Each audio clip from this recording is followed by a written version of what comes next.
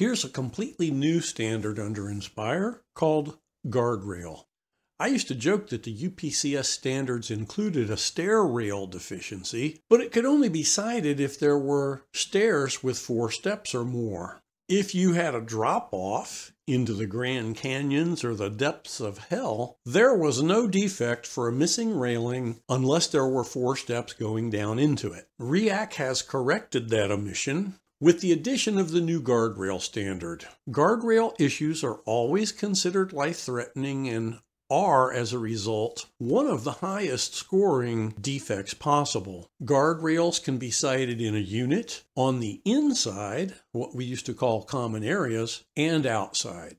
The scoring values for those 3 areas are 2.4 points, 2.18, and 1.98 respectively. That, of course, like in all of our videos, is for a property with 100 units where the sample is 25. 25 units are being inspected. The simple version of this is that there are 2 possible defects. One, a guardrail is missing or has never been installed where required, and this is one of our new Affirmative Habitability Requirements.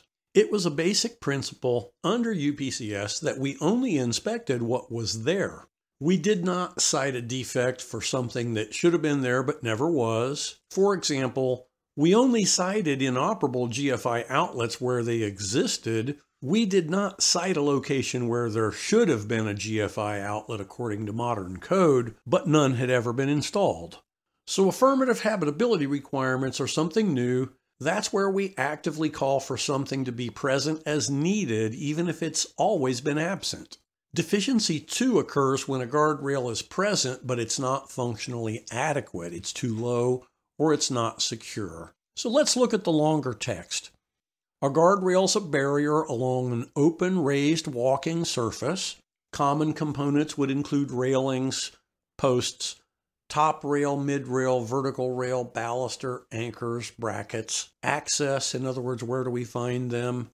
For example, at the dwelling stairs, at ramps, at decks, at hallways. We might include loading docks.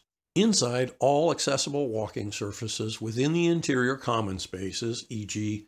stairs, ramps, and hallways. Outside, all accessible walking surfaces, e.g. balconies, stairs, ramps, decks, patios, retaining walls throughout the exterior built environment, i.e. the human-made structures, features, and facilities.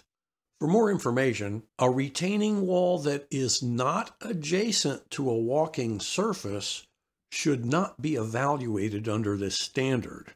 In other words, we only require a railing at a retaining wall when it's adjacent to a walking surface. A retaining wall that is adjacent to a walking surface, like at a patio or a sidewalk, should be evaluated under this standard. Deficiency 1. Guardrail is missing or not installed. Affirmative habitability requirement. Deficiency. The guardrail is missing, i.e. there's evidence of a prior installation, but it's now not present or it is incomplete. Or it's not installed, i.e. it has never been installed, but it should have been, along a walking surface that is more than 30 inches above the floor or grade below. So we require a guardrail where we have a drop-off of 30 inches or more. More information. This deficiency should only be evaluated in areas that are accessible to the resident. Deficiency 2. Guardrail is not functionally adequate. Deficiency. Guardrail is missing a functional component, i.e. a component that is critical to the guardrail protecting from fall hazards.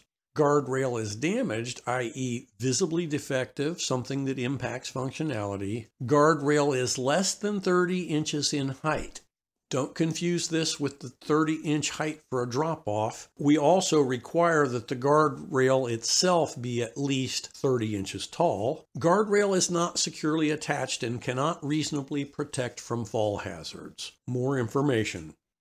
A functional component, e.g. top rail, base rail, anchor, fastener, post, baluster, or picket, is one that is critical to the guardrail protecting from fall hazards. A decorative or ornamental component, e.g. a post cap, should not be evaluated under this standard.